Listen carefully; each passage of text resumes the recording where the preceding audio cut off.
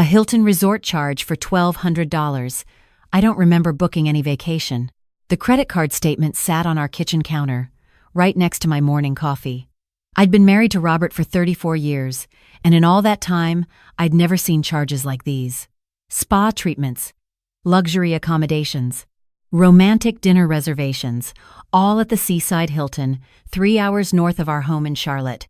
My hands trembled as I scrolled through the online statement on my phone. The charges went back 2 months. Small at first, $50 here, $75 there. Then they escalated. A $700 deposit 2 weeks ago. Another charge yesterday for $500, labeled event coordination fee. I set down my coffee cup, my appetite completely gone. Robert was in the shower upstairs, getting ready for another day at his architecture firm. He'd been acting strange lately, distracted, always on his phone, typing messages and then quickly closing the screen when I walked by. Coming home late 3 nights a week, claiming big project deadlines. Our 35th wedding anniversary was in 2 weeks. I'd been planning to suggest a quiet dinner at our favorite Italian restaurant, maybe a weekend trip to the mountains we'd been talking about. Nothing fancy. We were in our 60s now, both looking forward to Robert's retirement next year. The grand gestures were behind us. Or so I'd thought. I heard the shower turn off upstairs. My heart pounded as I stared at those charges. $1,200 at a resort. Who was he taking there? The thought made me feel sick, but I couldn't ignore it. After 34 years, you know your husband. You know when something is off. Robert came downstairs 15 minutes later, dressed in his usual work attire, navy slacks, light blue button-down, that tie I'd bought him last Christmas. He kissed the top of my head, poured himself coffee, grabbed a banana from the counter. "Big day today," he said, scrolling through his phone. "The Henderson project presentation is at 2. I managed, watching him. He didn't even glance at the credit card statement sitting right there. Didn't flinch. Either he didn't care that I might see it, or he'd forgotten it was statement day. "What are your plans?" he asked, still looking at his phone. "Oh, you know, the usual. Maybe lunch with Patricia." He nodded absently, kissed my cheek, and headed for the door. "Love you. I'll be home around 7. 7, I repeated. The door closed. I waited until I heard his car pull out of the driveway, then I grabbed my phone and called our daughter Emma. She answered on the 3rd ring, her voice groggy. "Mom? It's 7:30 in the morning." "I know, honey. I'm sorry. I need to ask you something." "What's wrong? You sound upset." I took a deep breath. "Has your father mentioned anything to you? About a trip? Or anything unusual?" There was a pause. "What do you mean?" "I found charges on our credit card. A resort hotel. $1,200 worth. And he hasn't said a word to me about it." Another pause, longer this time. When Emma spoke again, her voice had changed. "Careful. Mom, I'm sure there's an explanation." "That's not an answer." "I can't," she stopped. "Look, you should talk to Dad. You know something." "Mom." "Emma, is your father seeing someone?" "What? No! God, no! Mom, it's nothing like that. You need to trust me on this." But I could hear it in her voice. She was hiding something. My own daughter was in on whatever this was. "I have to go," I said quietly. "Mom, wait." I hung up, sat there in my kitchen, in the house where we'd raised Emma, where we'd celebrated birthdays and anniversaries and graduations, where Robert had carried me over the threshold 34 years ago, both of us laughing, so young and so certain of forever. I pulled up the Hilton website on my phone. The Seaside Hilton in Wilmington, 5-star resort, beachfront property. I clicked through the photos, elegant rooms, an infinity pool overlooking the ocean, couples walking hand in hand on the beach at sunset. Exactly the kind of place Robert and I used to dream about when we were younger, before mortgages and Emma's college tuition and real life got in the way. The kind of place you take someone special. Before I could second-guess myself, I called the resort. "Seaside Hilton, how may I help you?" "Hi, yes. My husband made a reservation, and I just wanted to confirm the dates. The name is Robert Chen." Keyboard clicking. "Ah, yes, Mr. Chen. You're all set for this weekend check-in, Friday, Check out Sunday, the Ocean View Suite. Will you be arriving together? Or, this weekend, I repeated. Yes, ma'am. This Friday the 14th through Sunday the 16th.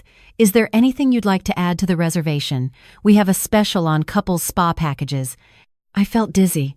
No, that's fine. Thank you. I hung up, stared at my phone. This Friday. 2 days from now. 2 weeks before our actual anniversary. He was taking someone to a romantic resort this weekend, and he told me he had to work Saturday for the Henderson project deadline. My phone buzzed. A text from Emma. Mom, please call me back. You're misunderstanding the situation. I turned off my phone. That afternoon, I did something I never thought I'd do. I went to the Seaside Hilton website and booked myself a room. Different name, I used my maiden name, Linda Morrison. Thursday through Sunday. A standard room, not the Ocean View Suite where apparently my husband would be staying. I used the emergency credit card Emma didn't know about, the one I'd kept separate just in case. Just in case of what? I'd never been quite sure. Until now. Patricia called that evening while I was making dinner chicken stir-fry, Robert's favorite, because I was still going through the motions even though my hands were shaking so badly I nearly cut myself twice. Linda? Emma just called me. She's worried about you. Did she tell you what's going on? She said you found some credit card charges. Linda, honey, I'm sure there's an explanation. Everyone keeps saying that. I stirred the vegetables harder than necessary, but no one's giving me that explanation. Have you asked Robert? And what? Give him time to come up with a story? I want to see the truth for myself. What are you going to do? I told her. About the reservation, about going to the resort myself. Patricia was quiet for a long moment. Linda, she finally said, are you sure about this? Maybe you should just talk to him. 34 years, I said. I've earned the right to know what my husband is doing with $1,200 at a romantic resort. Robert came home at 7:15. We ate dinner mostly in silence. He complimented the stir-fry, asked about my day, told me about the Henderson presentation, normal husband conversation, except he didn't mention this weekend. Didn't mention any trip. So, Saturday, I said casually, you'll be at the office all day? He nodded, not quite meeting my eyes. Probably won't be home until evening. The client wants everything finalized by Monday. He was lying. Looking right at me and lying. Okay, I said. I'll probably go to Patricia's. Maybe stay the night, make a girls' weekend of it. Something flickered across his face. Relief? That sounds nice. You deserve a break. Thursday morning, I told Robert I was heading to Patricia's early, planning to spend the day shopping before our girls' weekend. He kissed me goodbye, wished me fun, told me he'd see me Sunday evening. I drove north instead, 3 hours up Interstate 40, the ocean calling. I'd packed light, just a weekend bag with casual clothes, sunglasses, a sun hat. Nothing fancy. I wasn't trying to look like someone else. I was just trying to look like a woman on vacation, not like Robert's wife. The Seaside Hilton was even more beautiful in person. Palm trees swaying, the ocean sparkling beyond the main building, couples everywhere holding hands, laughing, stealing kisses. I checked in under my maiden name, took my key card, and went up to my room on the 3rd floor. The Ocean View Suite, according to the woman at the front desk, was on the 5th floor, room 512. I unpacked slowly, my stomach in knots. This was crazy. I was 62 years old, playing detective at a beach resort because my husband had made suspicious credit card charges. Maybe Emma was right. Maybe I was misunderstanding everything. But then why had Robert lied about working Saturday? I ordered room service for dinner. I couldn't face the resort restaurant, couldn't risk running into Robert if he arrived early. I barely touched the food. Stood on my balcony instead, watching the sunset paint the ocean gold and pink, wondering how my marriage had come to this. My phone buzzed. Robert, how's Patricia's? Hope you're having fun. Another lie. I wasn't at Patricia's, and he wasn't worried about the Henderson project. I typed back, good, just had dinner. Tell you about it Sunday. 3 dots appeared, then disappeared. Then, can't wait. Miss you. I turned off my phone and cried. Friday morning, I positioned myself in the lobby. Sunglasses on, sun hat pulled low, tucked into a corner armchair with a magazine I wasn't reading. The front desk was in clear view. I'd been there since 8 a.m. Check-in wasn't officially until 3, but I had a feeling Robert would arrive early if he was planning some romantic weekend. At 10:43, I saw him. Robert walked through the lobby doors, pulling a small suitcase, and my heart stopped. He was smiling, actually smiling in a way I hadn't seen in months. He was wearing his weekend clothes khakis and that green polo I'd bought him last summer, the one that brought out his eyes. He walked up to the front desk. I held my breath, my magazine forgotten. From across the lobby, I couldn't hear what he was saying, but I saw the desk clerk typing, nodding, smiling. Saw her hand him a key card. He headed for the elevators. I waited 30 seconds, then followed, staying far back. Watched the numbers climb. 5th floor, the ocean view suite. I went back to my room and sat on the bed, shaking. So it was real. He was really here. Now I just had to find out who he was meeting. The resort had a pool area with a view of the beach. That afternoon I stationed myself there, behind dark sunglasses and a large beach umbrella. I had a clear view of the pool entrance and the path from the main building. At 2:15, I saw Robert again. He was walking down the path toward the pool, and he wasn't alone. Next to him was a woman, young, maybe mid-30s, long dark hair, sundress, laughing at something Robert had said. They were carrying beach towels, looking comfortable together. Familiar. My chest tightened. I gripped the arms of my chair so hard my knuckles went white. They found 2 lounge chairs on the far side of the pool. Robert helped spread out her towel, handed her sunscreen. She said something that made him laugh, really laugh, throwing his head back. When was the last time I'd made him laugh like that? I couldn't move, couldn't breathe, just watched my husband of 34 years applying sunscreen to a woman half his age. They stayed at the pool for an hour, talking, laughing. At one point, she touched his arm, and he covered her hand with his. An intimate gesture. Easy affection. When they got up to leave, I waited a full 5 minutes before following. They were heading back toward the main building. I kept my distance, hat pulled low. They went into the restaurant, the nice one, the one with the ocean view and the prix-fixe menu I'd seen advertised for $90 per person. I couldn't go in there, couldn't sit in the same restaurant and watch my husband have a romantic dinner with another woman. I went back to my room, ordered room service again, didn't eat it, stood on my balcony and watched the moon rise over the water and wondered who that woman was. My phone had 16 missed calls. Emma, Patricia. I ignored them all. Saturday morning, I saw them at breakfast. The resort had a buffet in the main dining area, and I'd stationed myself at a corner table with my back to the room, but I could see everything reflected in the large window beside me. Robert and the woman, sitting together, sharing pastries, leaning close to talk. They spent Saturday at the beach.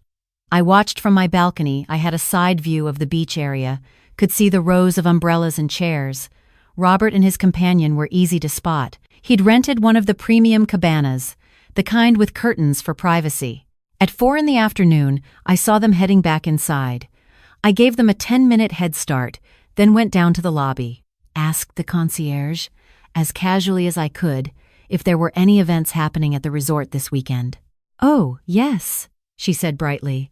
"There's a wedding tomorrow at 11 in the Sunset Pavilion. And tonight at 7, we have a special event in the Grand Ballroom. Private function, though invitation only." "What kind of event?"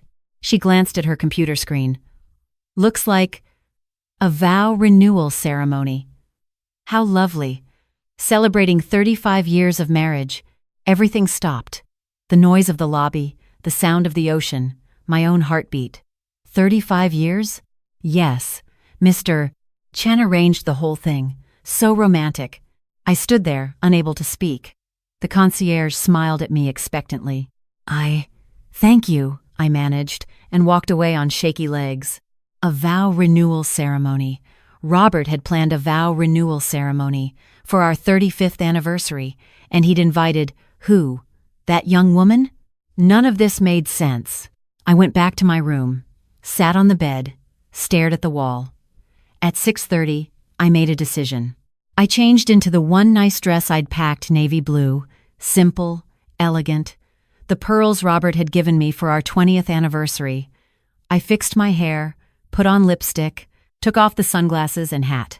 If Robert wanted to renew our vows, I should be there, even if I didn't understand what was happening, even if I was terrified of what I might find. The grand ballroom was on the first floor, down a corridor lined with elegant sconces. I could hear music, soft, classical. I took a deep breath and opened the door. The room was beautiful. Fairy lights everywhere, flowers in soft pinks and whites, round tables set with candles. At the front was an arch covered in roses, and standing under it, looking nervous and handsome in a suit I'd never seen before, was Robert. There were maybe 30 people in the room. I recognized most of them. Our friends, Robert's colleagues, my book club members. And there, in the front row, wearing a beautiful lavender dress, was Emma, our daughter. She saw me first, and her eyes went wide. The young woman from the pool was there too, standing near the arch, not in a romantic position next to Robert, but off to the side, holding a clipboard. She was wearing a name tag, Madison Eternal Moments Event Planning. The event coordinator, not his mistress. The event coordinator. Robert followed Emma's gaze and turned. Saw me standing in the doorway in my navy dress and pearls, and his face went through a dozen expressions: shock, confusion, joy, fear. "Linda?" He stepped forward. When did you? "I've been here since Thursday," I said. My voice came out steadier than I felt. "I found the credit card charges, and you lied about working this weekend." The room had gone completely silent. Everyone was staring. "I was going to call you tonight," Robert said, walking toward me. "Everything was supposed to be ready. You weren't supposed to be here until tomorrow morning. Emma was going to pick you up, tell you she was taking you to brunch, surprise you here for the ceremony." "What ceremony?" He reached me, took my hands. "Our vow renewal ceremony. Tomorrow at 11. I've been planning it for 6 months. I wanted," his voice cracked, 35 years, Linda. "I wanted to do something special. Something to show you that I'd do it all over again. Every year, every day, that you're still the one." I looked past him at the room, at our friends, smiling now, at Emma, crying happy tears, at the arch of roses, and the fairy lights, and the tables set for celebration. "The charges," I whispered. "The resort fees. The spa treatments. For you," he said. "Tomorrow you were supposed to have a full spa day before the ceremony. Massage, facial, the works. And Madison," he gestured to the young woman with the clipboard. "She's been helping me coordinate everything. The flowers, the menu, getting all our friends here without you finding out. That's who I was meeting. That's why I was on my phone all the time.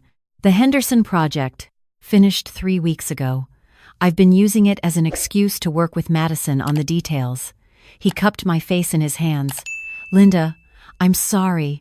I'm so sorry I made you worry. I just wanted it to be perfect. Wanted to surprise you. Show you that after 35 years, you still take my breath away." I started crying. Couldn't help it. All the fear, the suspicion, the sleepless nights, and it was this.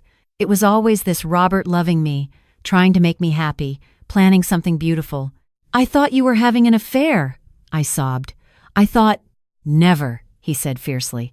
"God, Linda, never. You're it for me. You've always been it." Emma was there then, hugging us both, crying with us. "I wanted to tell you so badly," she said. "But Dad made me promise. He wanted it to be perfect." "It is perfect," I said, looking around at all of it, the flowers, the lights, our friends watching with tears in their eyes. "But Robert, how did you think I wouldn't recognize you at the pool? Or at breakfast?" He looked confused. "You saw me? When?" "I've been watching you for 2 days. I saw you with Madison. I saw you laughing, holding hands." "That was Emma," he interrupted. "At breakfast yesterday. I met Emma for breakfast before she had to go set things up with the caterers. But at the pool, I was here alone. Well, Madison was here Friday to finalize details, but he stopped, understanding dawning. "Linda, were you trying to catch me cheating?" "I was trying to understand why my husband was lying to me about a romantic resort weekend." He started laughing. Couldn't help it. "So you booked a room? Followed me here?" "I used my maiden name," I admitted. He laughed harder, pulling me close. "Linda Morrison, secret agent, That's actually kind of badass. Don't make fun of me. I'm not. I'm impressed and mortified that I made you feel like you needed to do that. He kissed my forehead. I'm an idiot. You're my idiot, I said. Madison cleared her throat. So, should we proceed with the rehearsal? Or rehearsal? I looked at Robert. We were going to do a quick run-through tonight. Make sure everything's perfect for tomorrow. But he smiled at me.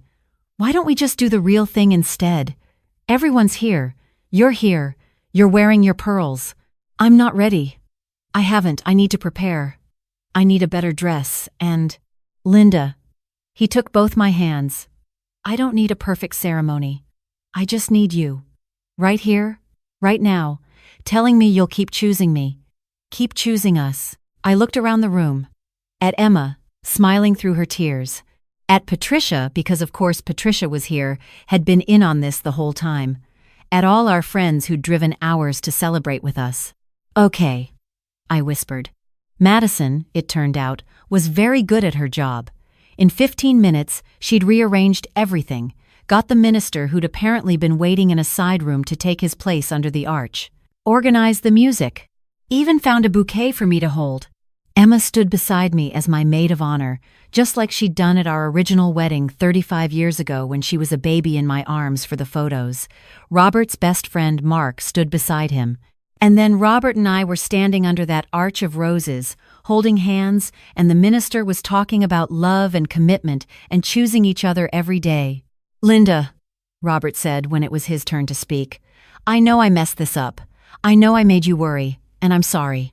But I need you to know these 35 years with you have been the greatest adventure of my life. You've made me laugh when I wanted to cry. You've held my hand through the hardest times. You've given me Emma, given me a home, given me a life I never dreamed I deserved, and I want to keep doing this.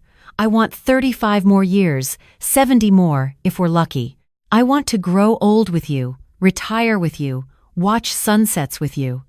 I want every morning and every night to be with you. So I'm asking you, here and now, with all our friends watching, will you keep being my wife? Will you keep choosing me, even when I'm an idiot who plans surprise vow renewals and makes you think I'm having an affair? Everyone laughed through their tears. I squeezed his hands. Robert, I said, I followed you to this resort. I booked a secret room under my maiden name. I watched you from behind sunglasses and a sun hat like some kind of amateur spy. I thought you were cheating, and instead you were planning the most romantic thing anyone's ever done for me. So yes, I'll keep choosing you. Every day, even when you make me crazy. Especially then. We kissed while everyone cheered. And then we danced, really danced, not the awkward shuffling we'd done at weddings for the past decade. Robert held me close and whispered, I love you, Linda Morrison Chen. I love you too, I whispered back. But next time you want to surprise me, maybe just tell me you're planning a surprise? Not the details. Just a heads up would be nice. He laughed. Deal. Later, after cake and champagne and dancing until my feet hurt, Robert and I stood on the balcony of the Ocean View Suite because of course he'd booked it for both of us, had planned to reveal the surprise tomorrow morning when Emma brought me to the resort. I have something for you, he said, pulling out a small box. Inside was the diamond bracelet, the one from the credit card statement. Delicate, beautiful, with a small inscription, 35 years, infinite more. Robert, I breathed. I saw you looking at it last year. In that jewelry store window when we were shopping for Emma's birthday present. You said it was too expensive, too impractical. But I saw the way you looked at it. And I thought 35 years of marriage, that deserves something impractical and expensive and perfect. He fastened it around my wrist. The diamonds caught the moonlight. I'm sorry I doubted you, I said quietly. I'm sorry I gave you reason to. I should have realized how the secret planning would look. Should have trusted you with at least part of the surprise. Well, I said, at least now we have a story. The time I tried to catch my husband cheating and found out he was planning a vow renewal ceremony instead. We're never living this down, are we? Never, I agreed. We stood there on the balcony, watching the waves, and I thought about all of it. 35 years of marriage. The early days when money was tight and love felt like enough to conquer anything. The middle years, raising Emma, building careers, sometimes feeling more like roommates than lovers. The recent years, moving toward retirement, wondering if we'd lost something along the way. But we hadn't lost it. It was still there. Robert still looked at me like I hung the moon. Still wanted to surprise me, impress me, show me I was cherished, and I still chose him. Every single day, I chose him. "Thank you," I said. "For what?" "For 35 years. For this weekend. For loving me enough to plan all this, even though it kind of went sideways." He kissed my temple. Best sideways plan I ever made. I got to watch my wife go full secret agent. That was pretty hot, actually. I laughed, and we went inside, and the ocean sang us to sleep. The next morning, we did the whole thing again, with me in a proper dress, a beautiful champagne-colored gown that Madison had somehow procured overnight, with professional photos and perfect timing, and all our friends watching as Robert and I renewed our vows properly this time, under the Sunset Pavilion's arch, with the ocean as our witness. And when Robert kissed me, I tasted salt air and champagne, and 35 years of choosing each other, of building a life together, of love that wasn't always perfect but was always real. 35 down, Robert whispered against my lips. "Forever to go," I whispered back. And I meant it. Every word.